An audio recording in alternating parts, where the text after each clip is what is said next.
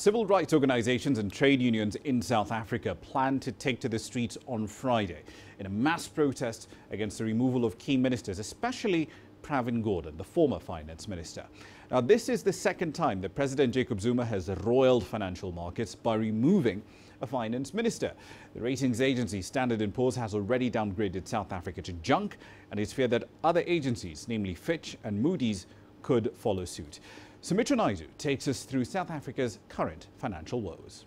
Well, thank you very much, Rama.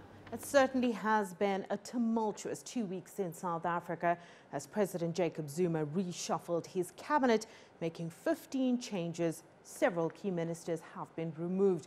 But it was the pending removal of the finance minister and his deputy that has now set the country on a new path. Many are concerned it will be a dangerous and destructive one for the economy. Let's take a look at how it all started. Well, it was back in December 2015 when then Finance Minister Nhlanhla Nene was fired, a move that shocked the nation. The presidency said Nene was set to take up a post at the new BRICS Bank. It never happened. And this is when speculation around the Gupta family's involvement became apparent. Nene was blocking a controversial nuclear deal because it was too costly for the economy. Little-known MP Des van Rooyen was appointed the new finance minister. This lasted just a few days. As the markets continued to fall, Pravin Gordhan was reappointed to the finance ministry. Well, Gordhan took up the post, but it did become clear that he was not wanted in office, in particular by the president. Now, in February 2016, Gordhan was informed that he was being investigated for corruption dating back to when he was the Commissioner of the Revenue Services. In October 2016, he was issued with a summons to appear in court on a different matter, but also relating to his time at SARS. More scandals emerged about the relationship between the Guptas and the president and led to speculation that the Gupta brothers were in fact hiring and firing ministers. This was all confirmed when the Public Protector's State of Capture report was released in November last year, revealing that the president's close friends are basically running key ministries within government. The Gupta family have weaved their way into several ministries, mining and energy in particular, key state entities as well, like Eskom and SAA. Now, of course, the report also revealed that Deputy Finance Minister Mcebisi Jonas was offered $45 million to become the new finance minister. Jonas said he was shocked and offended and declined the offer. It became clear, though, that Jonas and Gordhan were not for sale, which meant that it would be so much harder to control a key ministry standing in the way of lucrative deals that include nuclear power. Of course, all of this sent the rand into a tailspin. The rand went into free fall in December 2015 when Nene was fired and remained weak for most of 2016. The rand has lost 12% since the cabinet reshuffle last week. Adding to this decline was a Standard & Poor's downgrade on South Africa, bringing the country now to junk status. Not good news. Everything is about to get more expensive. And that's because government will now be paying more to service its debt, which is around 50% of GDP at $169 billion. This means that there will be less spending available for social programs and infrastructure development. The cost of imported goods will rise and will eventually lead to higher inflation. The Reserve Bank may be forced to hike rates later this year, which of course will impact the poor more than anyone else. More worrying is the impact this downgrade will have on investor confidence. South Africa desperately needs foreign direct investment. Of course, the big question now remains, what next for President Jacob Zuma? Let's take a look at what some of the people are saying out on the streets. I wish my plans will allow me to be there, because as much as I want the president to be removed, we are tired of that person. He's killing our country, this beautiful country. No, Zuma must fall. The guy just has to go. There's nothing positive he's doing for our country, so we don't need him around anymore. The longer he's there, the more mess he's gonna cause, so he has to go. Zuma needs to do a fresh start, bring people with energy, Zuma is the president, so people should let him do anything he wants to. Our President Jacob Zuma needs to talk to people behind him, his group, and tell them about things that he's going to do. Not out of the blue, just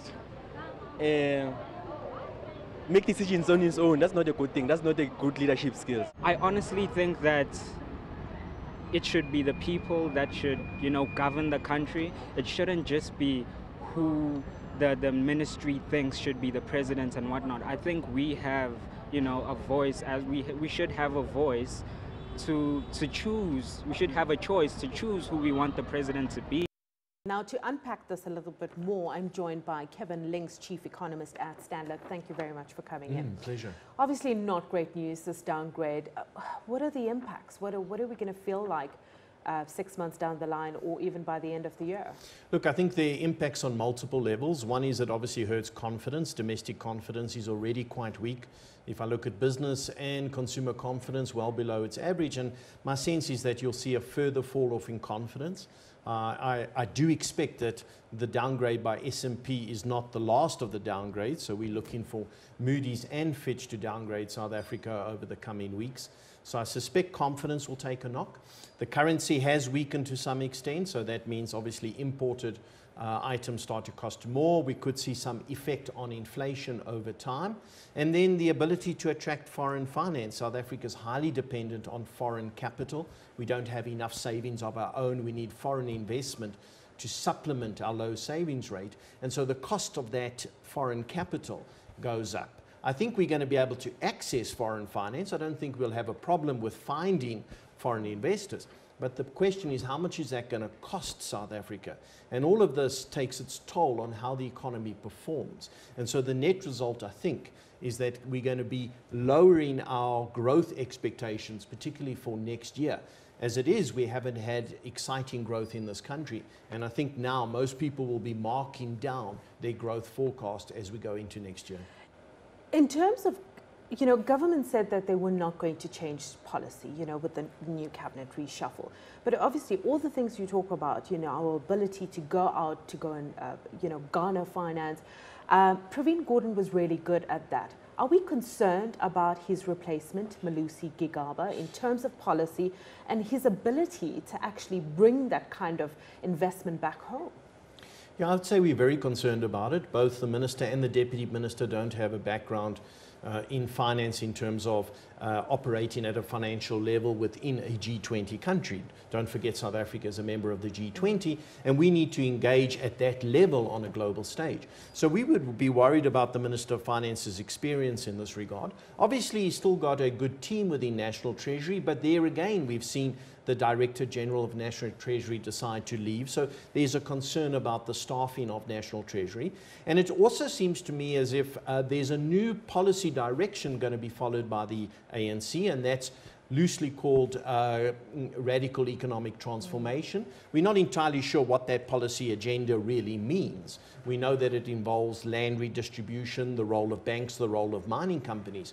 But what it means is we've got a whole new approach to how we're going to really try and grow this country.